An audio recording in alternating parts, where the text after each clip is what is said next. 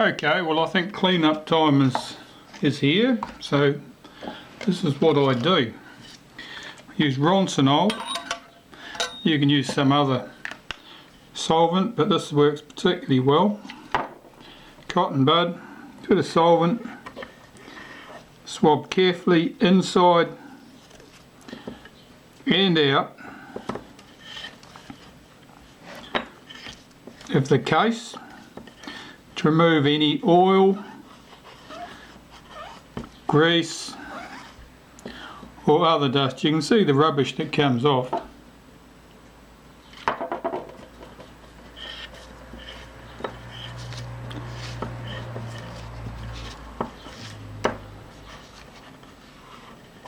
Running that round the outside thread there to pick up any rubbish. Same around the inside. Using cotton buds, there's only something you have to be aware of, is that they're inclined to leave fine threads behind if there are any rough patches on the aluminium. I'm just checking that. That looks pretty clean. Okay, so I can pop that to one side. On to the next piece. You go through a fair few cotton buds doing this task. I suppose that's Q-tips for the Americans.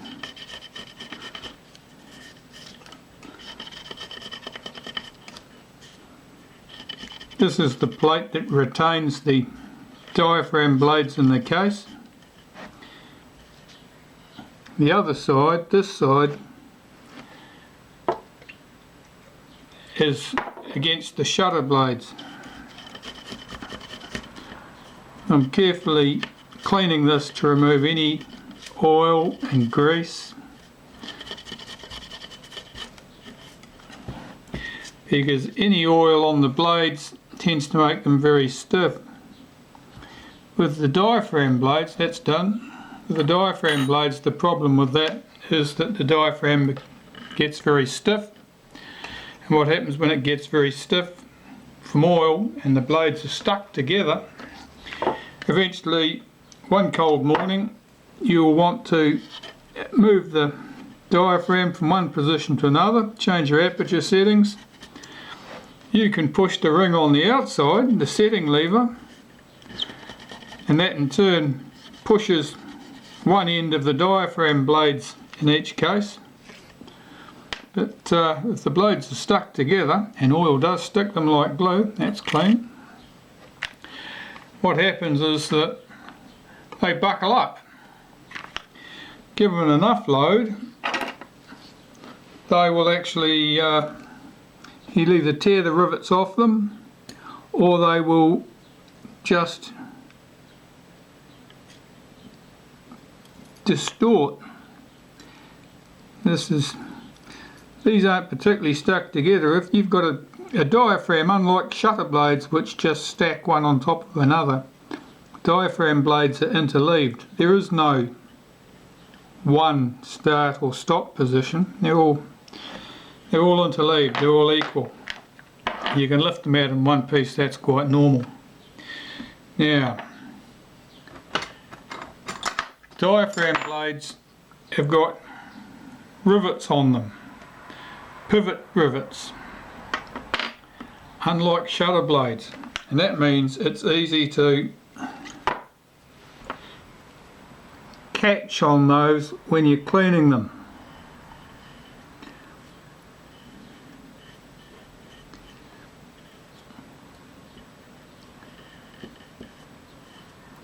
You'll see a colour change as you clean these things with lighter fluid or Ronsonol, and that they go from sort of a shiny finish to a dull finish, and that's because you're lifting off the oil, which is giving them a shinier appearance.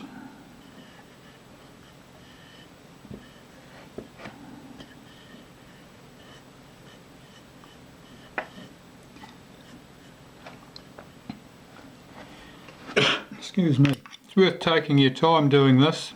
You don't want to get too enthusiastic and bend those blades up, because we've got to assemble them again. and that's always a little bit tricky.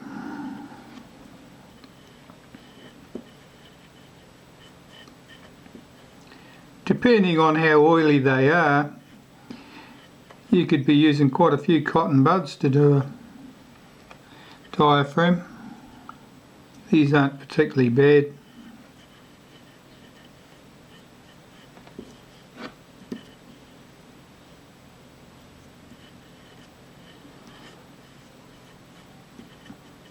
They may look fairly symmetrical with their rivet at each end, but in practice they're not.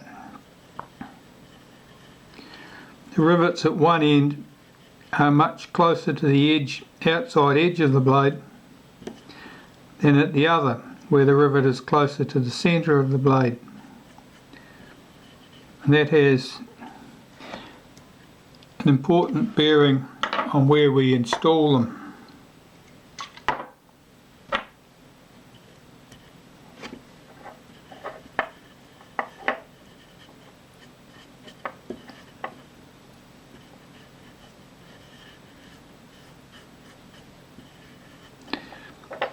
Sometimes they'll clean up very well indeed.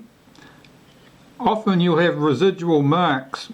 Now the marks will be various things. There'll be scuff marks where the parts have passed across each other and they've just rubbed. You'll also get marks where they're stained from the oil and it's just stained the surface. And you also get marks where, because of humidity or moisture, there's been some surface corrosion. Now if they were shutter blades, which are nice and flat, don't have any rivets on them to worry about, you can polish them with a metal polish. Brasso's the stuff I tend to use, and that will remove all those marks, or the vast majority of them, and leave the blades looking nice and new. You can polish diaphragm blades like that, but the process is very fraught because sooner or later you'll catch your polishing cloth on one end or the other of the blade or on one of the rivets and the blade will bend. Now when I worked at Kodak many years ago, that was the procedure. They were all cleaned and polished like that, but it was quite routine to have to make your way down to the spare parts drawers to get another blade after you'd buggered something up. Right, those blades are all clean and the diaphragm ready to assemble. And I've got a jig for doing this, and here it is. Now the jig is made up of two sockets, a 27mm and a 10, and they've just got a squared off wooden peg, a nice loose fit, which allows them to sit together. Deckel either made a jig or at least had the drawings for a jig, which would do much the same job, but this works very conveniently. This plate, you can probably see staining and stuff on there. They'll probably be fingerprints. That's from where people have handled it in the past, right from the time it was built, and whoever's fixed it last, and the fingerprints will have etched into that surface. Now you can polish it out, but you only end up taking all the black off as you do, so it's not worth the trouble. Now looking at this plate, these points here, there's 5 points there. Now that's where they sit over the shutter blades. That goes down on the jig. So the surface upwards on this jig is dead flat. No countersinks at all. And now all I have to do is get those blades back in position. So I'm going to lay them out so I can find them in the right place. So what I'm doing is I'm sorting these blades out. Now the end with the rivet towards the middle of the blade, that's what's going to go downwards on this piece here. Let's pop that back in place. So I'm sorting them out so that they're in the correct position for me to pick up and place. If you bugger this up, what happens is you end up with the diaphragm which doesn't give you a circle, it'll give you some egg shape. And if you do the whole lot wrong, you may end up with a diaphragm which doesn't rotate correctly at all. Right, so there's our blades. Now to start laying them in place. Whoopsie. You need a decent pair of tweezers for this.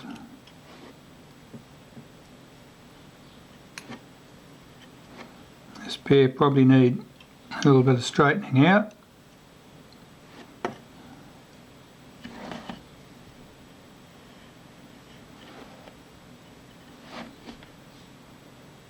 It's not uncommon to have to do this task more than once because you only have to bump it and you'll disturb the position of the blades and you've got to start again. These blades are comparatively flat, which means that they're going in pretty well.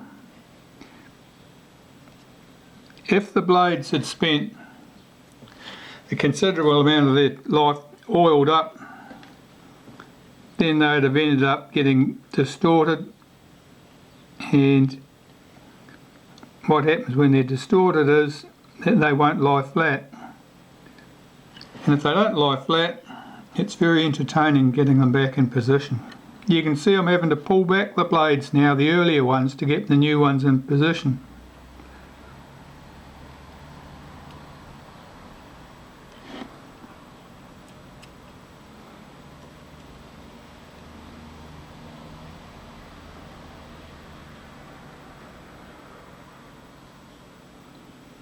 We don't want to disturb the earlier blades because then we've got to start all over again.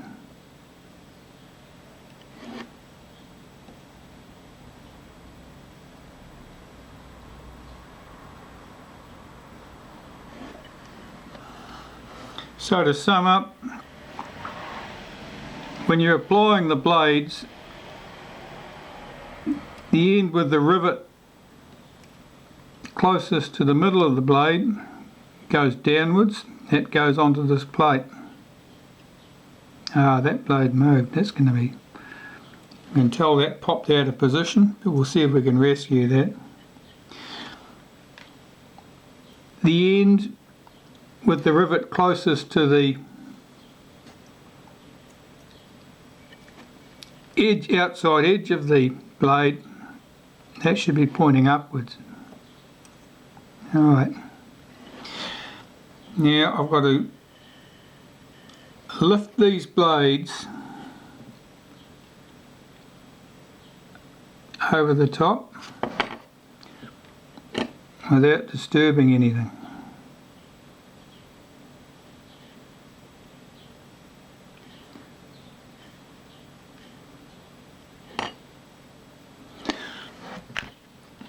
I'm sure I've already done a video of this with another shutter. It was on ear 2A. Right, now I've got to apply this plate. Now this goes in one position. There are 3 screw holes on this plate. 1, 2, 3. The 2 that are closest together. This plate goes on there. And what I'm doing is I'm just trying to get that seated over those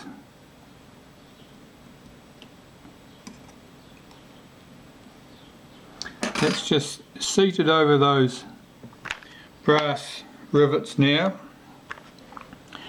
and I can put the case back on. Now we've got 1 screw mounting hole here, 1 here and 1 here, and they align with this, this and this. So you've got to put it on in the correct alignment, and it sort of falls into place. Now I've got to flip this over, lift off the outer. I'm going to pop that back underneath. Now the inner part of my jig is now just acting as a weight to hold that plate down, which stops it jumping out of position. Now I've got to line up my screw holes, and I can see that one of those pins is not sitting centered in its hole, and I'm just going to see if I can pull that back.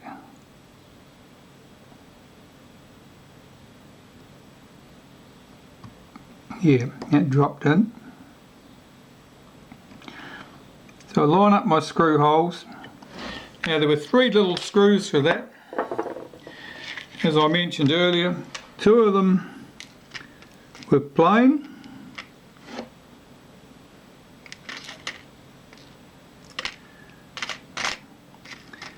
Should have laid them out neatly so I could find them again, I suppose. And one of them was countersunk, and it's that one. So I normally start with the countersunk one, since that's the odd man out. Now this black plate, one of those holes is countersunk. You can see which one it is. It's right there. So I'll do that up. Do this very gently. Don't do the screw up tight. Just get it into position. And the other 2 screws. The plate's not sitting exactly dead flat, which may just mean that might just be due to the fact that the blades are not sitting dead flat themselves, or it could mean that one of the rivets is not sitting in its socket. We'll find out. Get the last of these screws in place.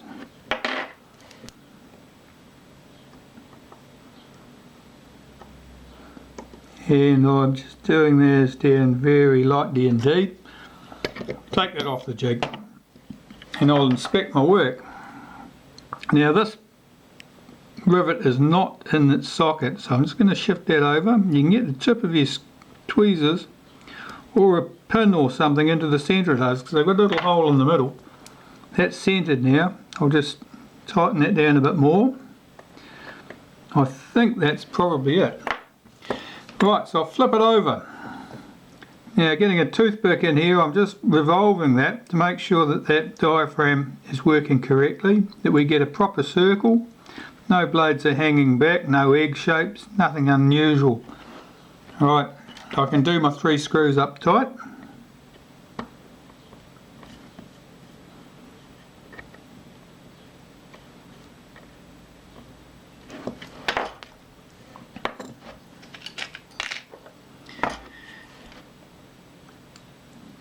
You can see here we've got to align this up, so we've got to connect this up to our lever.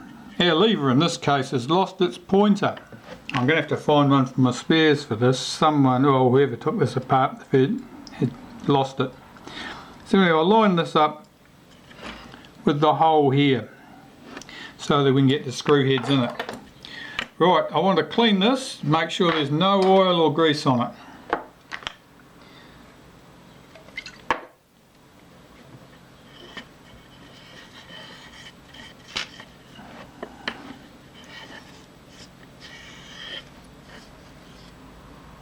You can see the muck that comes off there.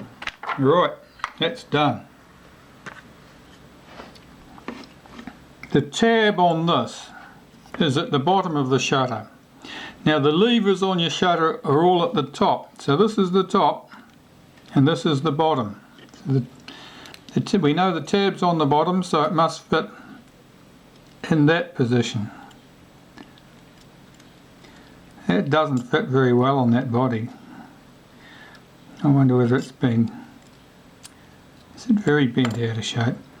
It is a wee bit bent out of shape. I'm just going to have to straighten that up.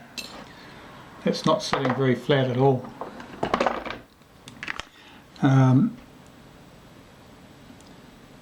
Somebody had forced the shutter off this camera, and in doing so they've applied a lot of force to various bits and pieces on the shutter itself, and almost certainly that's what's distorted that. Let's try that now.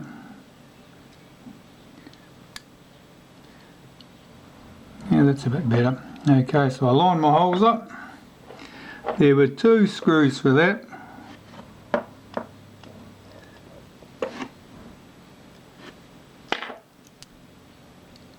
I bet that's not focusing because I've got that up in the air. Let's get that back down there where you can see.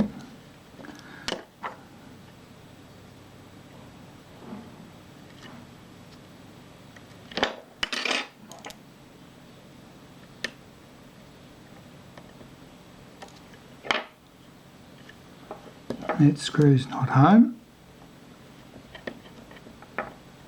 There it is.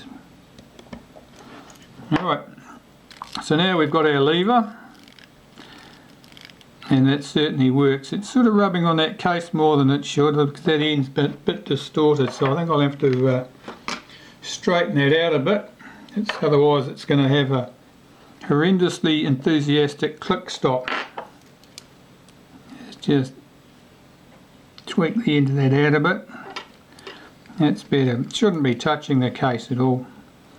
That's to happen on that other piece. Right, so here's the diaphragm. Works nice and smoothly. I don't think there's anything to be done there. Next I've got to clean and reassemble the mechanism plate.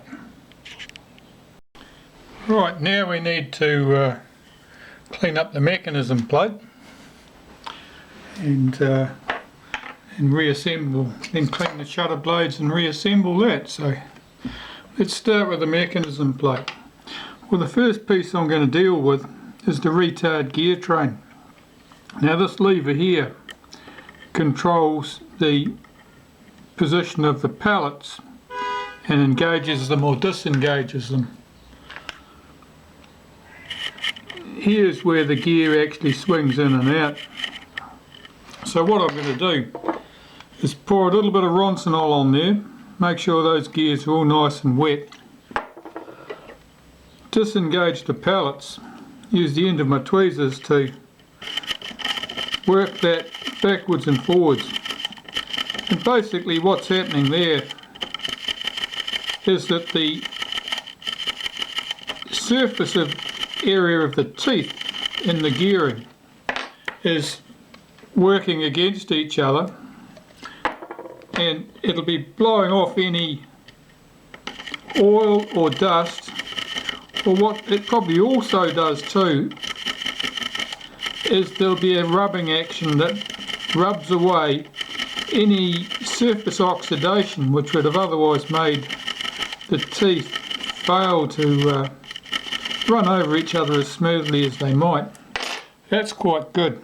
What I'm going to do now is blow that solvent out.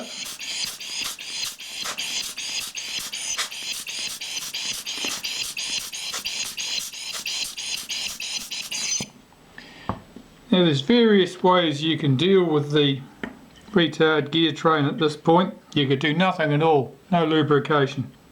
You'll get by.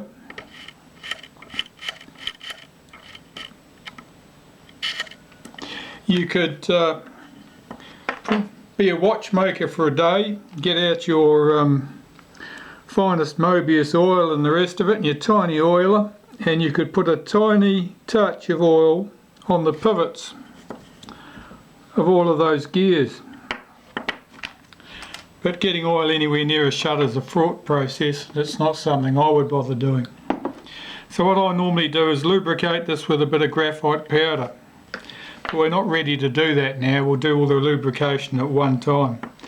So having got that retard gear train clean to my satisfaction, now I'm going to clean the rest of that plate up. So solvent on a cotton bud. I'll go around the outside. This is quite clean and quite dry as far as shutters are concerned. It's not uncommon for there to be a fair bit of old dried up grease there. This has probably been serviced before, and all the grease and oil was being removed and very little was put back. Now on the underside, I'm just going to swabbering around. Mostly I'm just looking to pick up any dust and dirt from in here where the blade ring, actuating ring runs. And on these surfaces here are where the shutter blades actually swing across, so I need to make sure I pick up any oil or dirt that's on those. So that looks pretty good. Pop that to one side. Clean up the blade actuating ring. The shutter blades, as you'll see shortly, are pivoted on the plate inside the shutter. This piece also fits into the blades, and as this moves it swings the blades, so it swings them in or out.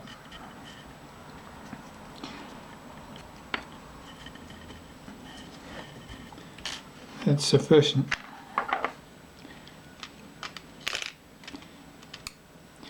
Here's the cover plate.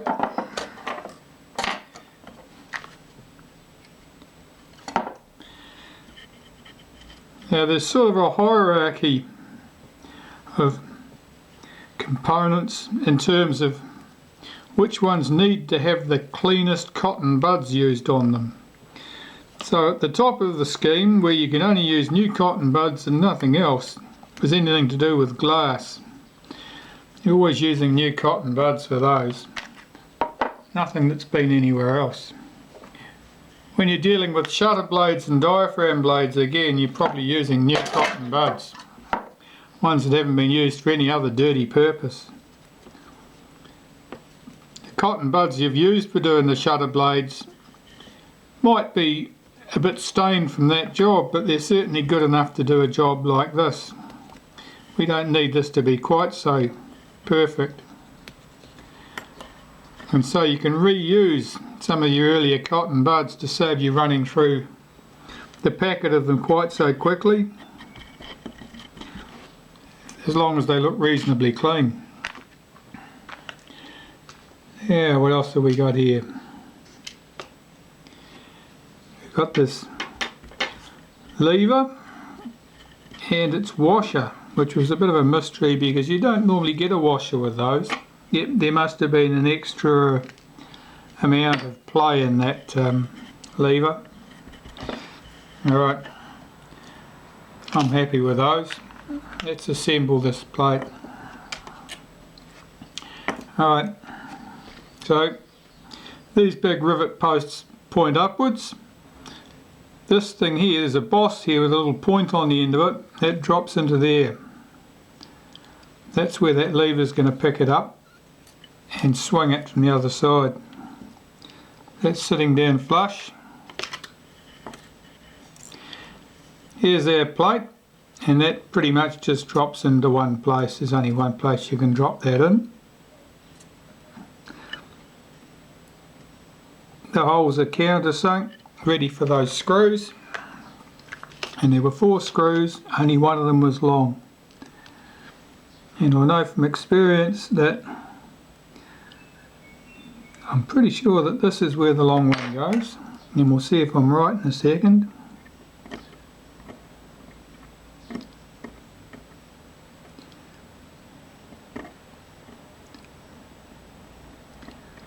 Certainly doesn't want to start.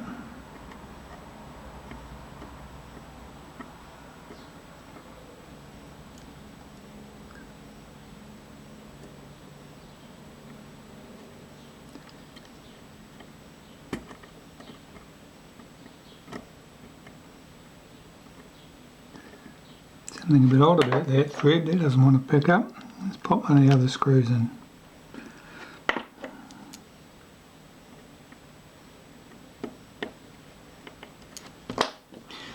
So these screws, I'm running them in just loosely. Once I've got them all in place, I'm satisfied that everything's fitting correctly, and I can tighten them up. But if you get too enthusiastic and just tighten them up straight away, you'll end up with an alignment problem quite possibly, and you'll be unable to get one of the other screws to even start.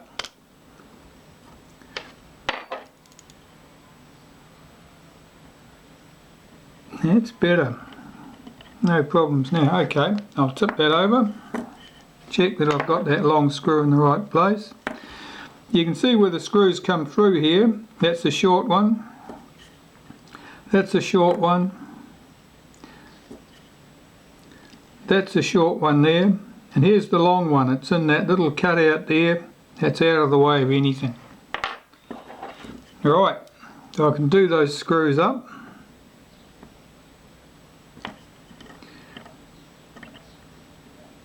How much to tighten screws is something you get a feel for over time.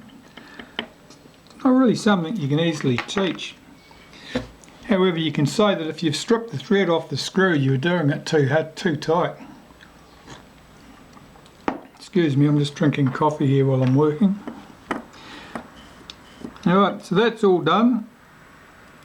That swings back nice and freely.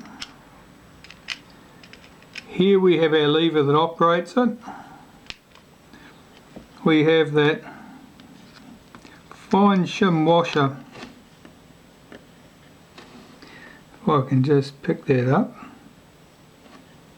It's set on top of it, and the screw that held it in place. Now normally I lubricate this with a little bit of molybdenum paste at the pivot and in that slot, because that slot is where it acts on the blade actuating ring, and it just needs a touch. If it's more than a touch, it's too much. Now I'm looking very closely at the height of that stud in the middle and the lever, and they look very close together to me. I really doubt that there was room for that washer to sit there and without it affecting the free movement of that lever. Let's have a look. There's a little bit of extra play there, certainly more than I want, so we will put that washer there and see what happens. I don't think there was enough clearance, enough wobble that the lever could fall out of place, but it certainly looked a little bit suspect. We want that on the top, I think. It would probably work on the bottom, but we want it on the top.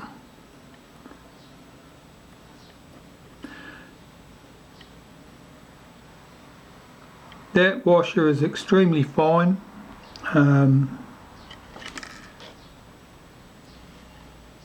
It's very thin shim.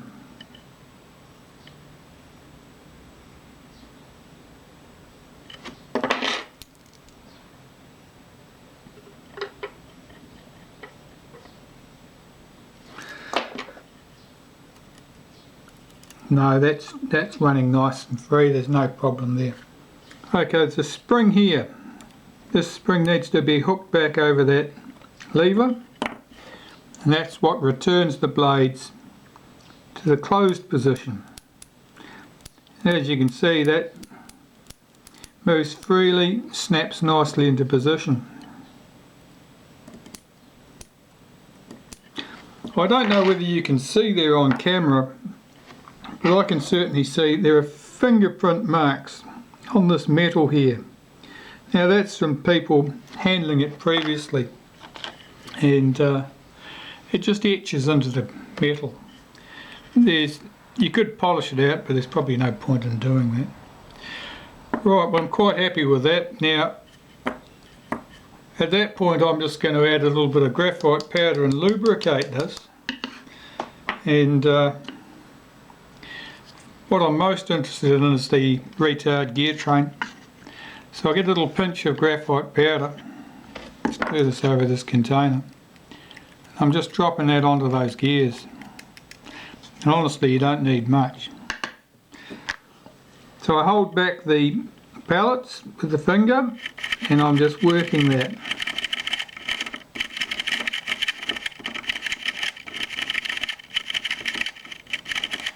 So anywhere that was between the teeth of the gear, it would have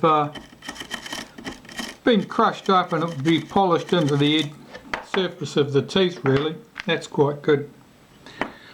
Now I'm also going to add a little bit in here.